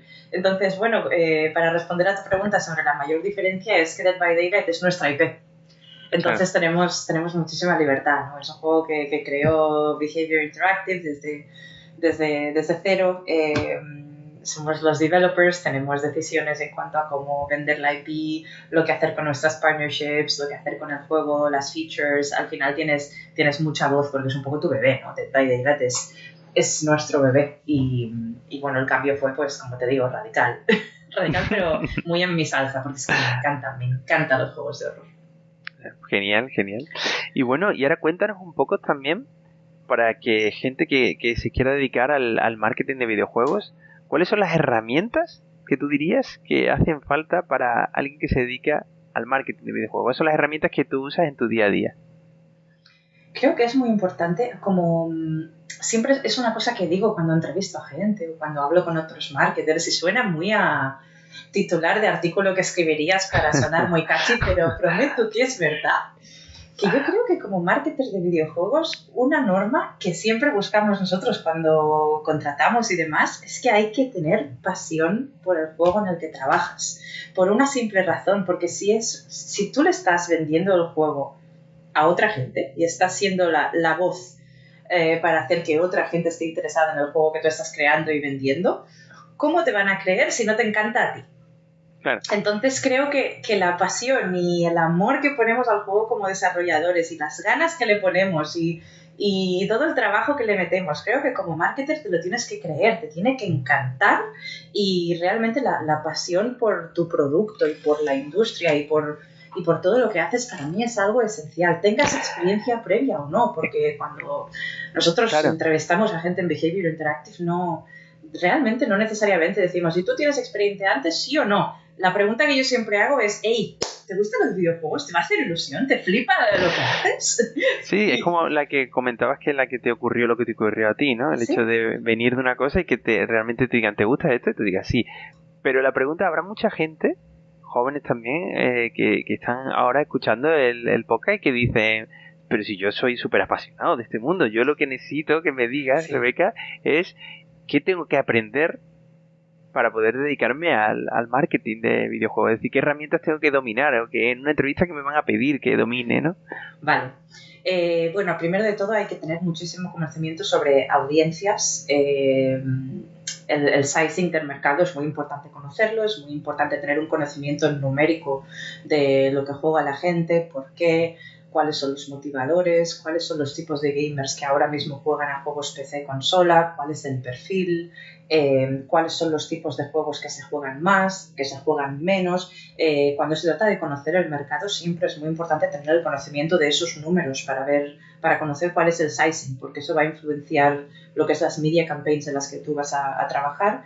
Marketing es una disciplina en videojuegos que es muy bonita en el sentido que tiene elementos de muchas otras disciplinas y ahí es donde se juntan todos, ¿no? Hay que tener conocimientos básicos de arte y dirección creativa para asegurarse que todo lo que crees para un videojuego, desde el logo hasta los CGIs, hasta los trailers para DLCs, hasta los banners, todo tiene que tener cohesividad, todo tiene que regirse por ciertas normas de la marca, ¿no? Entonces hay que tener unos conocimientos bastante amplios de dirección creativa, de diseño gráfico, de uso del color, etcétera. Y como marketing precisamente es donde la creatividad, los números y el business se unen, también hay que tener conocimientos de, pues, negocios, media channels, cuáles son los canales orgánicos en los que tú puedes promotear un juego, cuáles son los canales de pago, etc. ¿Y de dónde puede alguien sacar esa información?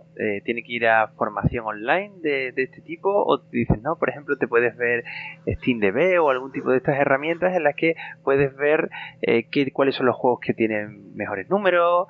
¿O hay sitios que se publican, pues, hasta cierto punto, ¿no?, que puedes ver cuáles son los, como dices, los perfiles de jugadores o los números, ¿no? ¿Recomiendas alguno de estos lugares? Steam, como en Steam puedes mirar lo que son los users que están jugando a juegos en este momento, ¿no? Eso es una herramienta que yo uso mucho para saber cuántos juegos simultáneos tienen juegos. Definitivamente utilizo mucho Steam.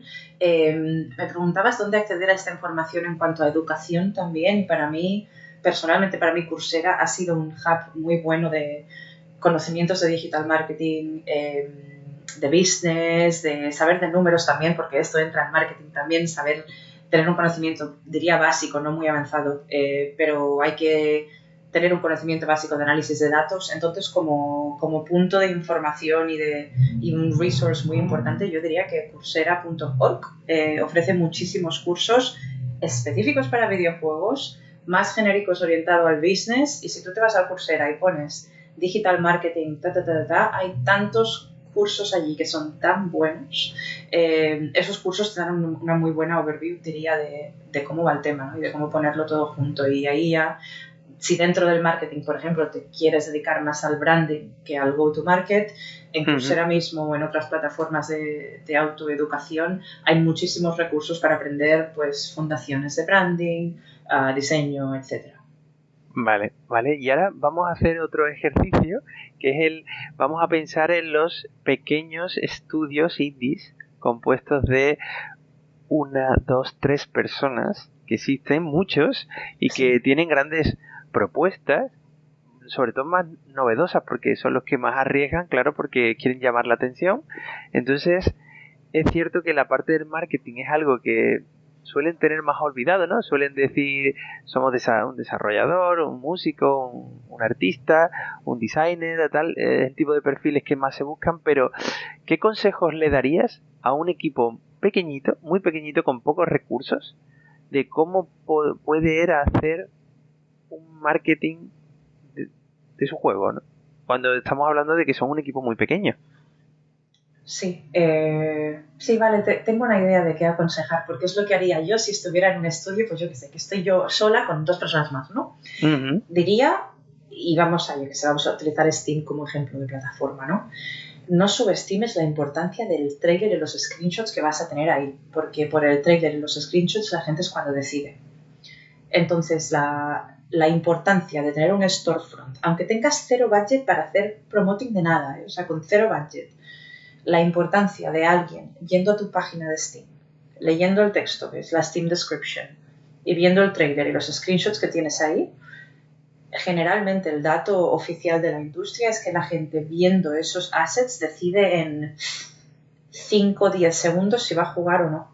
Entonces es extremadamente importante ponerle un montón de amor y de estrategia visual a tu storefront. Y si estás en Steam o en cualquier otra plataforma, que los screenshots sean bonitos, que el orden de screenshots enseñe algo relevante de tu juego y sean catchy y coloridos o que resalten de alguna manera. Y sobre todo el trailer que tienes ahí en Steam, que es el que la gente va a ver, que sea fiel a tu juego, que sea bonito y que pueda ser catchy para que la gente diga, ostras, pues me lo voy a instalar, porque eso es lo que la gente mira antes de decidir si comprar o no.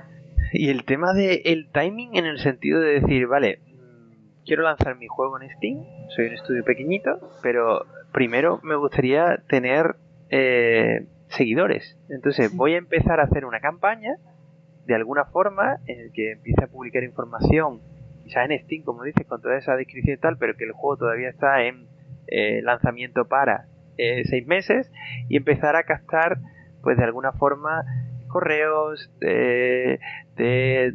como que se apunten a la wishlist, ¿no? O que se apunten a tal, para que tú puedas luego mandar información, y que cuando el día que hagas el lanzamiento, que es uno de los días importantes en el que tiene que haber mucha afluencia a tu web, que tengas ya una base de gente al que digas, mira, a todas estas personas le va a llegar el anuncio de que hoy sale, entonces voy a tener tráfico. Al tener tráfico va a haber más tráfico, porque aumenta la idea de que otros quieran también venir a esto y que se hable de esto, ¿no?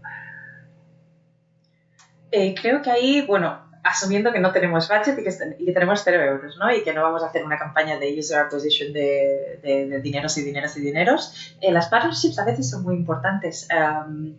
En cuanto a wishlist, por ejemplo, si todavía no tenemos la conversión inmediata y todavía no estamos en ese momento de, vale, descárgatelo ya, sí que es verdad que a veces Steam tiene featurings y colecciones de indies que vienen y que son interesantes, o algo muy importante que mencionar aquí, aparte de la plataforma en sí, que en este caso estamos usando Steam como ejemplo, es hacer mucho PR. PR es gratis y actualmente hay muchísimos medios que están muy interesados y muy puestos en darles voz a estos estudios indies que muchas veces están haciendo cosas muy guays, ¿no? Entonces, mi primer consejo sería, si lo que quieres, por ejemplo, es ahora, como tú has dicho, captar a gente para que se apunten a la wishlist, y ya sabes, Steam, ¿no? Una vez estás en la wishlist, cuando el juego sale, pues te envían un email de, hey, este juego que tienes en la wishlist ha salido ya y tal.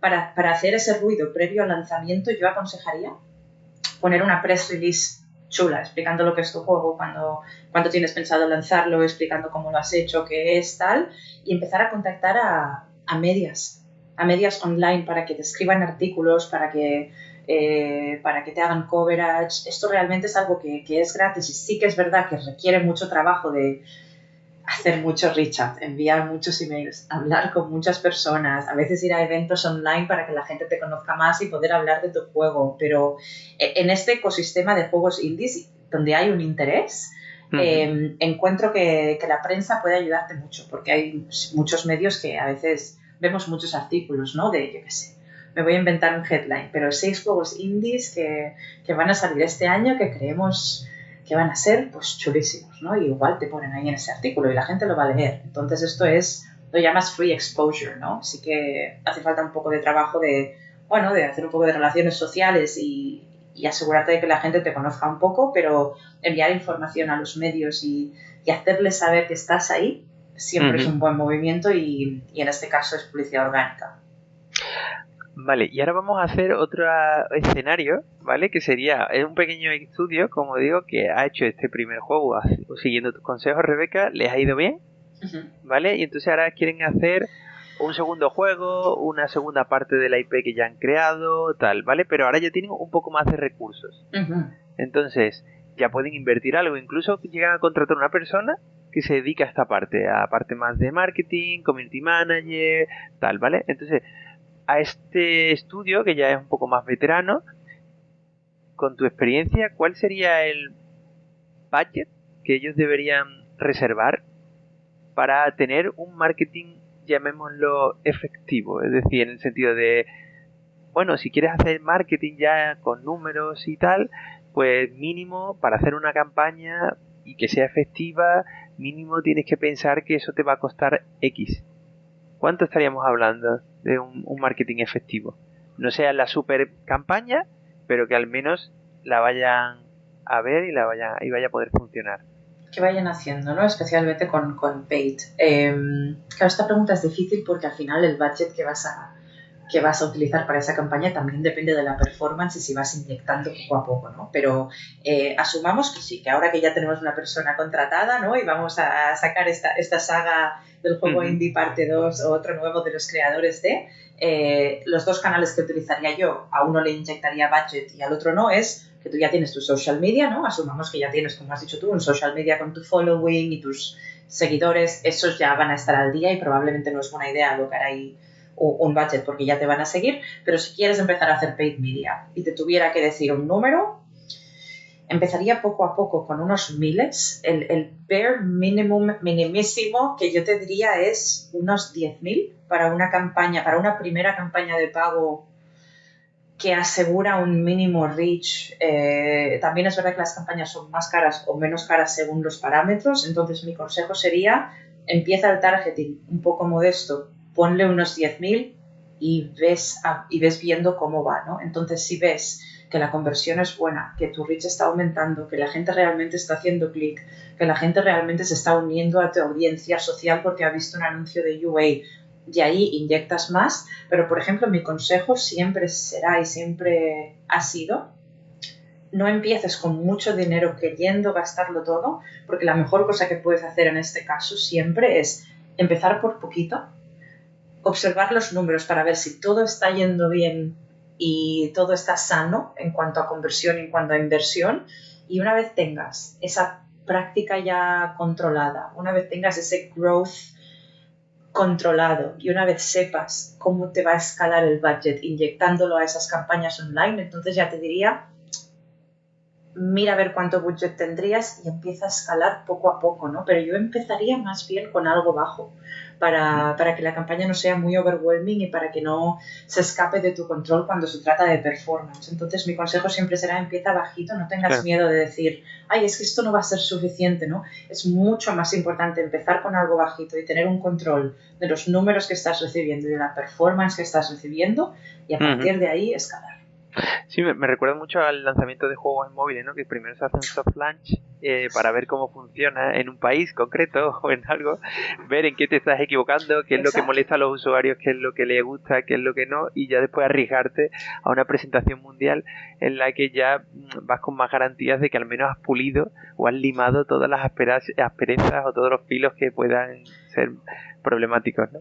Eso es exactamente, al final es como un playtest. Es mejor empezar pequeño y experimentar para que luego lo puedas perfeccionar, ¿no? Entonces el digital marketing empieza de la misma manera. Te voy a poner un escenario que sería terrible, ¿no? Imagínate que tenemos un budget de 200.000 euros para hacer una campaña de paid user acquisition, porque tenemos, pues no sé, tenemos un tráiler y una copia y un par o tres de ads que creemos que son chulísimos, ¿no? Entonces, empezamos la campaña de Facebook y en otros media partners y nos gastamos los 200.000.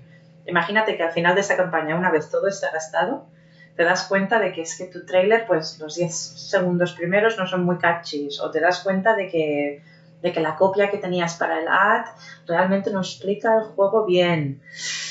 Te lo has gastado todo, tienes cero tiempo para iterar, has consumido todo el budget que tenías en el mismo asset, en el mismo creative, en la misma copia, sin posibilidad de reaccionar, y ahora ya no puedes hacer nada, ¿no? Entonces es precisamente el mismo testing approach que tú seguirías para un juego donde iteras, donde acumulas feedback, perfeccionas, haces A/B testing. El marketing, en este caso de pago, funciona exactamente de la misma manera. Tienes que empezar poquito, mirar cómo van las cosas, mirar si todos los números están sanos, y a partir de ahí ya si lo tienes, si te apetece, escalas, pero siempre hay que tener cuidado. Y eso ocurre siempre aunque tengas experiencia.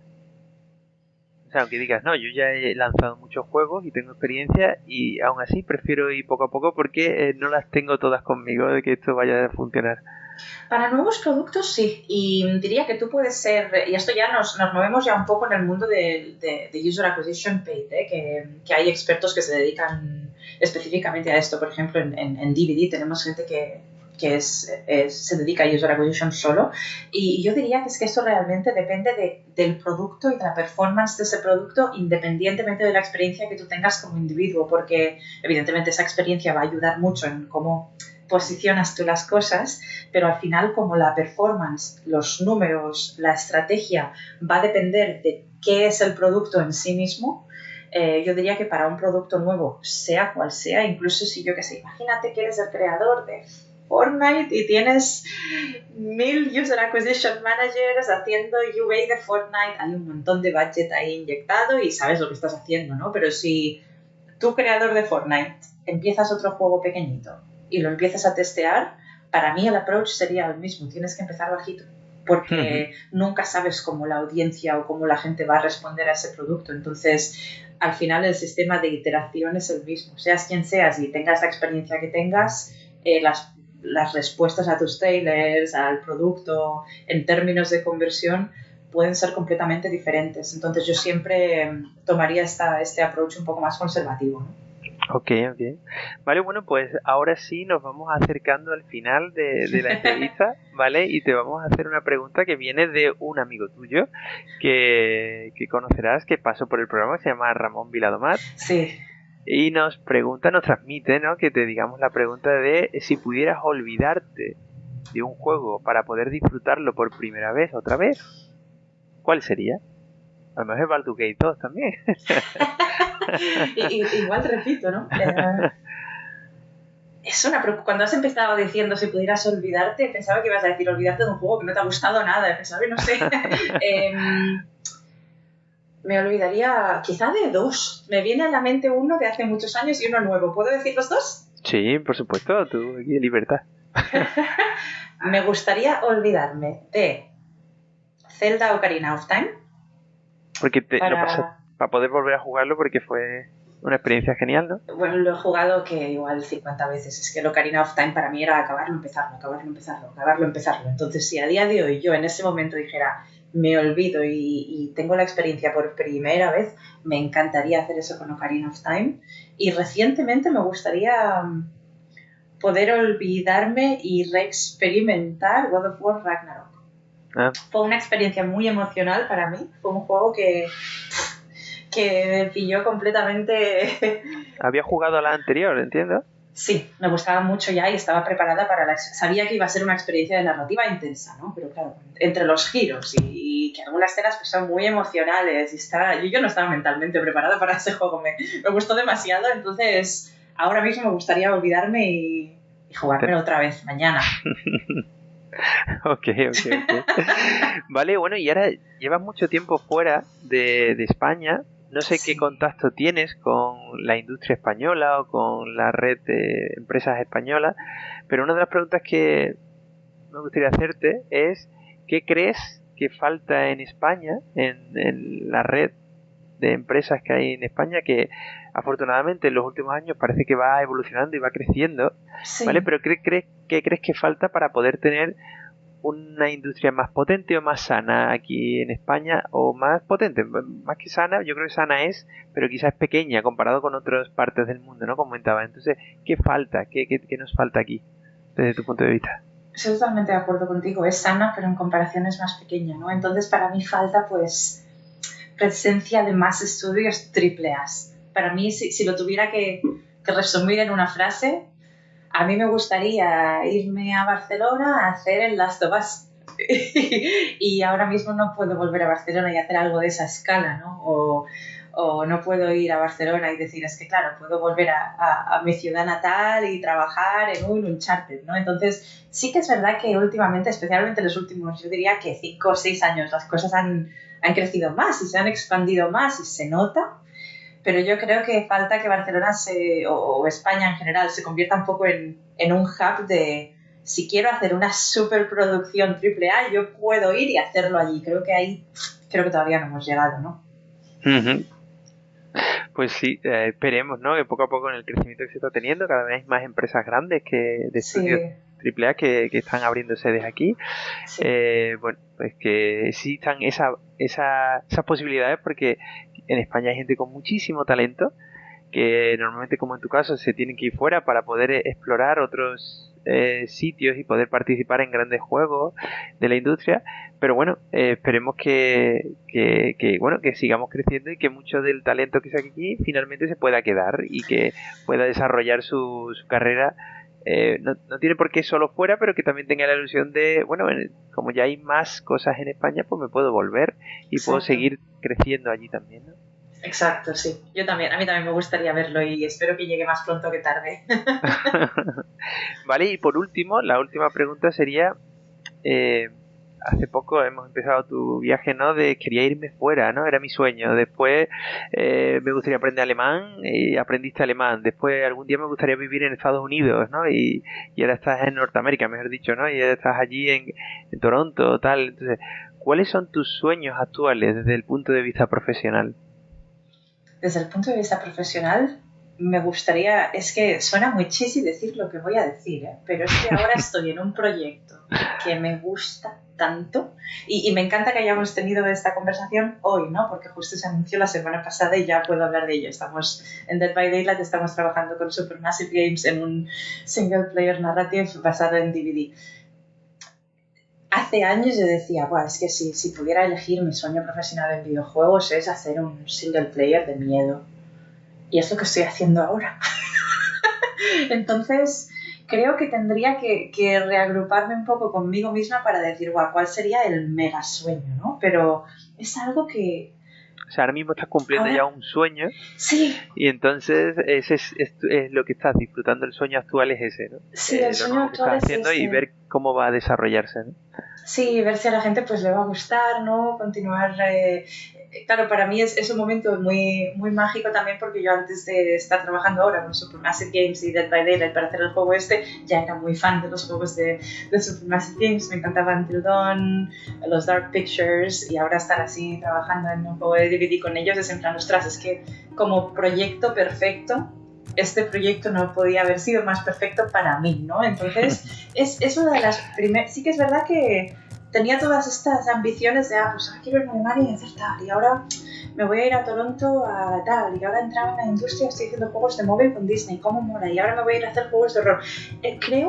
Creo realmente que es la primera vez que no tengo muy pensado qué va a venir después y que estoy más centrada en disfrutar y saborear el momento. Entonces soy consciente de que este momento es muy raro y muy privilegiado y estoy muy centrada en disfrutarlo todo lo que pueda, la verdad. Me alegro. Y bueno, cuéntanos hasta qué nos puedes contar de este nuevo proyecto. ¿Tiene fecha de lanzamiento? ¿Qué nos puedes contar? Puedo contar poquito, fecha de lanzamiento y más detalles todavía no hay nada público, pero sí, en Dead by Daylight hemos empezado una colaboración con Supermassive Games, que están en Guildford en UK. Estamos haciendo un crossover, básicamente vamos a hacer un narrative single player game basado en el universo y en el multiverso de Dead by Daylight. pero el juego será pues basado en choices, en elecciones a la Supermassive, ¿no? Entonces va a ser un crossover así de bonito. Y por ahora no puedo decir más, diremos más y anunciaremos más cosas este año. Genial. Bueno, pues en principio hasta aquí la entrevista, Rebeca. La verdad es que hemos estado muy a gusto. Yo la verdad es que me lo paso súper bien, creo que es muy fácil hablar contigo. Espero que también hayas sentido cómoda. Ha sido por lo menos nuestra intención. Sí, he estado súper cómoda y me lo he pasado muy bien también. Ha sido muy fácil, ¿no? Muy casual, me ha encantado. Ok, y bueno, y ahora sí, recordar a nuestros oyentes que pueden escribirnos para darnos su opinión, para proponernos cosas en hola@tecnologería.com. Puedes visitar nuestra web en https://tecnologería.com, vernos en Facebook como La Tecnología o en Twitter como @tecnologería. Y lo más importante, pueden oírnos en iVoox, iTunes, YouTube, Spotify y Amazon Music. Entonces con todo esto ya terminamos y os damos un saludo a todos y nos vemos en el siguiente programa, que esperamos que ahora sí pueda acompañarnos Mauri. Un saludo a todos y hasta luego. Un saludo a todos. Chao, chao.